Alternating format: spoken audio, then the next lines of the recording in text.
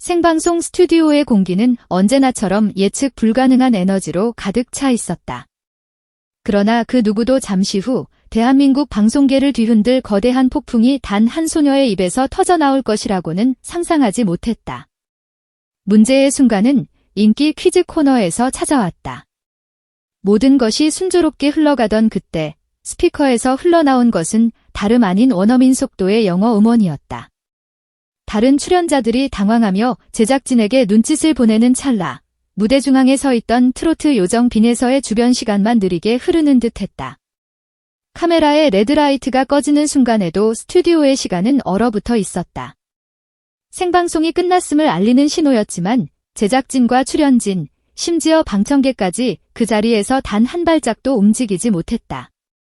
아니, 움직일 수 없었다. 방금 전 무대 중앙에서 핵폭탄처럼 폭발한 빈에서의 영어 한마디가 마치 강력한 이명처럼 모두의 뇌리에 박혀 있었기 때문이다. Could you repeat the last? 단순한 질문 한 줄, 그러나 그 안에 담긴 완벽한 발성과 강세, 물 흐르듯 유연한 리듬은 한순간에 스튜디오의 모든 공기 분자를 뒤집어 놓았다. 그것은 단순한 정답이 아니었다. 대한민국 트로트계에 내려진 하나의 선언이자 새로운 시대의 개막을 알리는 축포였다. 카메라 뒤에서 12년간 잔뼈가 굵은 조명 담당 PD는 내 방송 인생 12년 만에 영어 억양에 소름 돋기는 처음이다라며 경악에 찬 표정으로 고개를 내저었다. 방청석 첫 줄에서 이 모든 광경을 스마트폰으로 담던 한 관객은 제작진의 제지에도 불구하고 넋이 나간 채 입을 벌리고 탄성을 내뱉었다. 역사적인 순간은 그렇게 기록되고 있었다.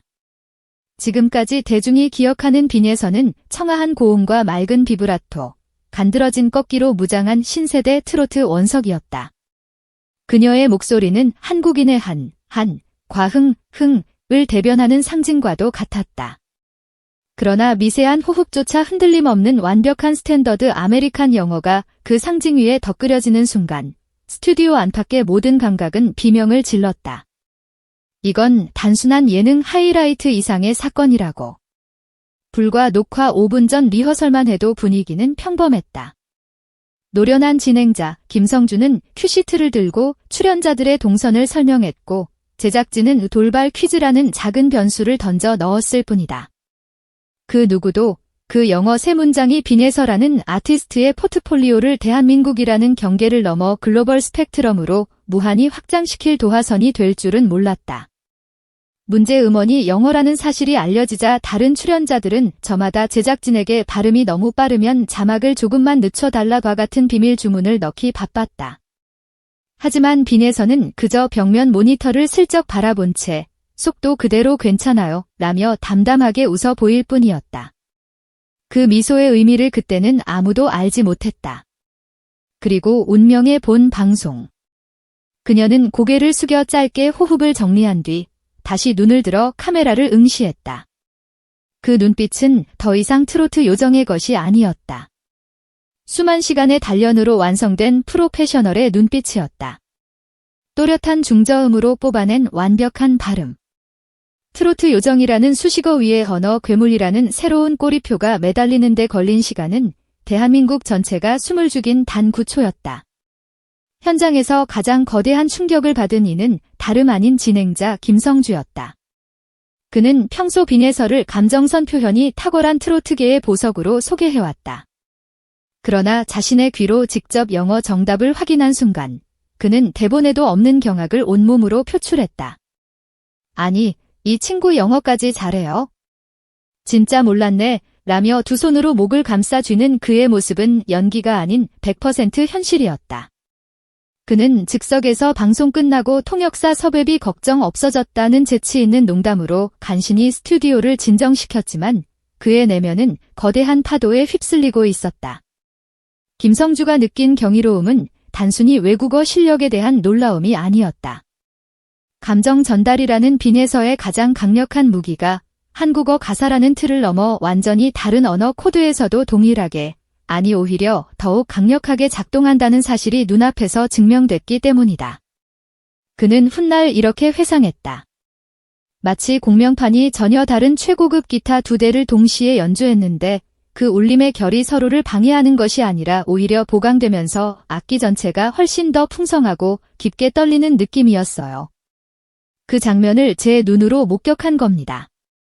방송이 끝난 후 이 구초의 기적은 온라인을 강타했다.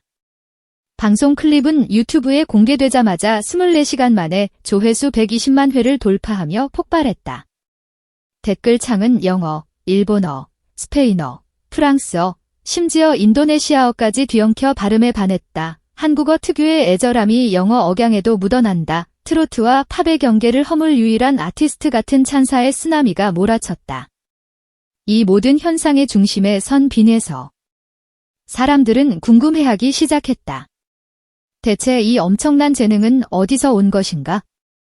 혹시 잠깐 스쳐 지나가는 개인기는 아닐까? 인터뷰 요청이 쇄도했고 마침내 그녀는 카메라 앞에서 자신의 비밀을 공개했다. 그리고 그 비밀은 사람들을 또 한 번 경악하게 만들었다. 그녀의 언어 감각은 하루아침에 만들어진 것이 아니었다. 모든 것의 시작은 초등학교 4학년 교내 영어 스피치 콘테스트였다. 뷰티 오브 커리언 송이라는 주제로 무대에 오른 어린 빈에서는 트로트 꽃바람 여인을 구성지게 한 소절 부른 뒤 유창한 영어로 그 안에 담긴 한국적 정서를 설명하기 시작했다. 심사위원들은 넋을 잃었고 당시 영어 담당 교사는 노래가 끝났는데도 영어 발음 하나하나에 트로트의 비브라토가 살아있는 듯한 착각이 들었다는 전설적인 심사평을 남겼다. 이후 그녀는 살인적인 연습생 스케줄과 학업을 병행하며 자신만의 전쟁을 치렀다. 영어 팝, 발라드, 재즈 스탠더드를 독학했고 발음 교정을 위해 뉴욕 라디오 DJ들의 라이브 스트림을 매일 새벽 알람처럼 들었다. 몸에 깊숙이 밴 트로트의 리듬이 영어의 강세 구조와 만나 화학작용을 일으켰고 그 누구도 흉내낼 수 없는 그녀만의 유연하고 감성적인 억양이 완성되었다는 것이 주변 관계자들의 증언이다. 한 음반 프로듀서는 그녀를 이렇게 평가했다. 빈에서는 모국어가 아닌 언어로 노래할 때조차 음절 하나하나를 마치 조각처럼 쌓아 보컬 프레이징을 완성합니다.